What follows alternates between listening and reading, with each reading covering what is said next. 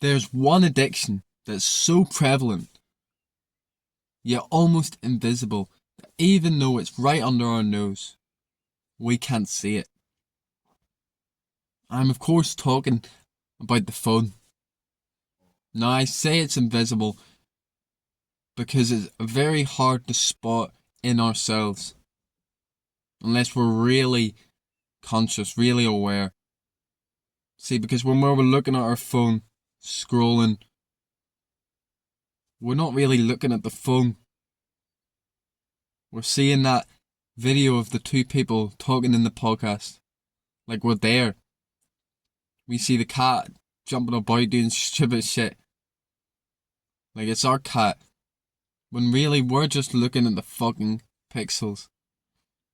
So it sucks us in, it absorbs us. You know this yourself. You're probably doing one thing one moment, the next minute you find yourself scrolling. You don't even know how you fucking got there. But if you put the fucking phone down, it's very easy to see this in other people. Very easy. Next time you're on the train, or in work on your break, or at the fucking gym, just take a look around you. I guarantee most, if not all people, will be looking at their phone like this. The gym is less common. But when people on their fucking break and on the train and shit, just staring, flicking at their phone.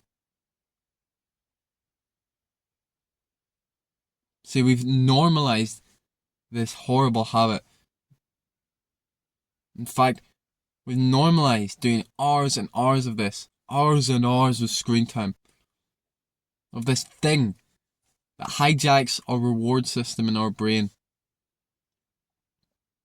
Our dopamine, our serotonin, even our oxytocin, the love hormone or the love chemical sometimes. You ever notice when you're scrolling, how afterwards you don't feel like doing anything, except maybe more scrolling or something similar that doesn't require too much effort? That's because, like all addictions, what goes up must come down. There's always going to be a crash.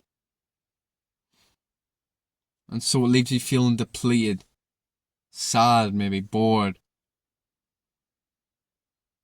wanting to escape again through this addiction or another. In MMA a few days ago, me and this guy were talking about how everyone should be doing some sort of exercise.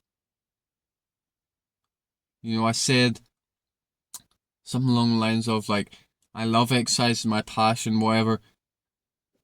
But then I realised that it's not just me. Everyone loves exercise or should love exercise. It's the greatest gift, the greatest natural high known to man, but people, they've become detached from this because their dopamine systems are fried, not just from the phone, of course, from other things, but mostly the phone.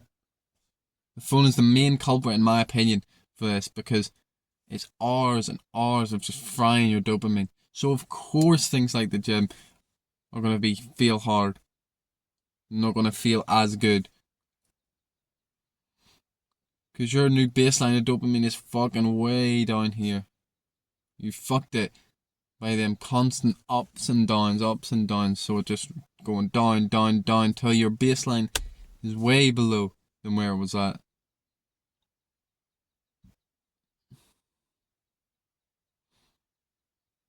See, this is like the tech version of posture, of bad posture.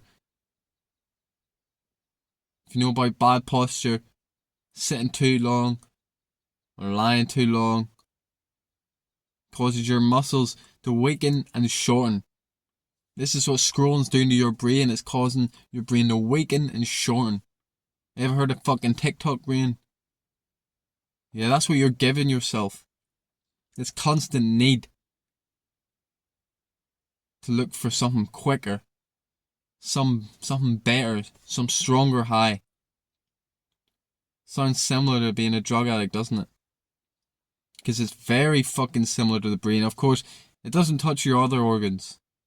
So, people can justify it, because it doesn't give you a fucking heart attack or destroy your liver like some drugs do. But it fucks up your brain just as much. We're letting this happen. We're letting this destroy our generation. And in fact, it's more than that now. It's not just the teens and the 20-year-olds. That's maybe what it was like at the start. Or maybe, when computers first came out, it was our parents, or my parents' generation that would have been on it. But now it's everywhere. Even some fucking old people are getting smartphones, and the worst is the children. Children as young as 1, 2, 3 getting tablets and phones. As young as 5, they're getting TikTok accounts, maybe even younger. Sitting scrolling, destroying their brain. If you let your fucking kid on social media, on fucking phone these days, at that age, you're a fucking dickhead. It's as simple as that. That is destroying their fucking brain, their developing brain. What a horrible time to be scrolling. It's bad enough for us now. So what the fuck's it doing to the kid? You're hardwiring that TikTok brain into their head. I'm telling you, see when this generation, the younger generation grows up, there's going to be so many more drug addicts. Because this addiction, all addictions, shape the brain in to wanting more. This addictive personality, where the fuck do you think it comes from? Some people may argue that you're born that way. I mean, I believe that's partially true, but the other half of it is from nurture. It's from creating that. See, once you have one addiction, it's so easy to get another one. And people nowadays, everyone has at least one or two. Even the fucking kids, as I said. Most kids these days are addicted to fucking their phone and sugar. Because of bad parenting. Because society's normalised the phone. Because it's made it seem okay. Because not enough people talk about the fucking damage. Yeah, people my age do. But older people, not really, not so much. They have to discover it on their own. And a lot of them, they're too busy or too stupid or too distracted to notice the fucking horrible effects it's having on them. See, I deleted all my social media because I seen the pull that it was having on me.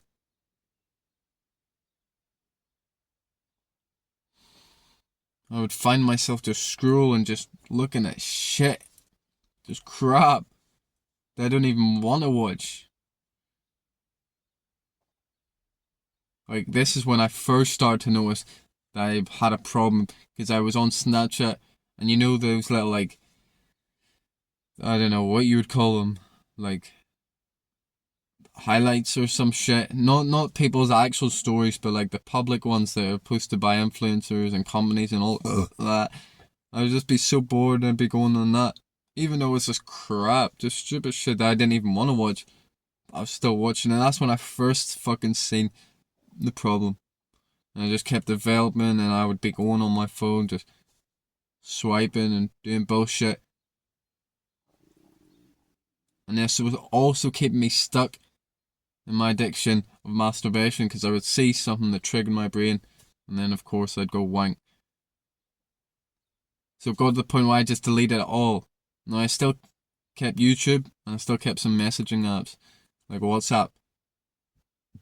I deleted all of it, and even YouTube posed a problem because YouTube now created YouTube Shorts. Fucking dickheads.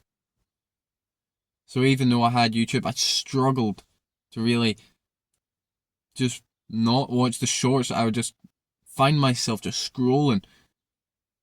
I'd see something that piques my interest and boom, all of a sudden I'm just scrolling. Now I would never scroll for hours, just like 5-10 minutes, whatever. Even when I had other social media, I didn't really use it. I was never a big fan of social media. But as I was saying, YouTube created a problem too. So I found a solution. I got this app called Block Scroll. I don't think there's much of these apps, or if there's even any on iPhone right now, but on Android there's quite a few. I use Block Scroll. I'll maybe put a link in the description. Basically stops you from going on any short form content, which is really fucking helpful. And is the main problem is the short form content. On a computer, on Chrome, you can use, I think it's remove YouTube Shorts, which I also use.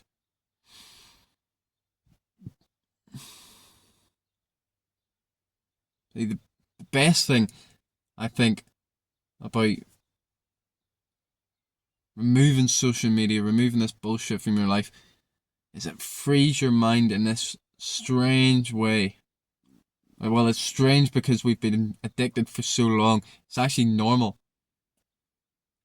See, the only way I can really describe the before and after is like I felt like a fucking robot almost. No, it wasn't too bad because, as I said, I was never this big social media lover. But if you're doing it for like 7-8 hours or some shit, then you'll really feel this when you quit. But it makes you feel kind of like a mindless robot, and you don't see it in the moment. You don't see it when you're actually doing it. It's only after you've quit. Because it just dulls you, distracts you. See, we're filling this filler time. This time that could be spent thinking, deep thinking about our life, about what we want. This time could be spent socializing or even appreciating the moment. But no, we spend that filler time doing this horrible addiction. And that's the main problem. Because we can no longer just sit anymore. We need to be constantly doing something. Constantly spiking that dopamine. Which will cause so many fucking problems in the future. Most people can't even do a workout without music. Or even do their work without music. They always have to have the earphone, or walk down the fucking street without music, without looking at their phone. Why do you think that is? Because they need that dopamine hit. They need those fucking feel-good chemicals rushing through them. Or else they feel horrible. It's this addiction to dopamine that is ruining our fucking society.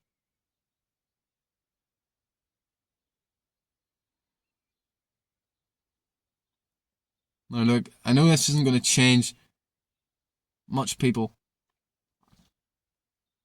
Because people will only quit when they want to quit. But man, you need to just see this for yourself. See what it's doing to you. See how addicted you are. Just go a day without social media. Not, you can't go on your phone, just don't use social media. Maybe if you want to speak to someone, text them, WhatsApp them.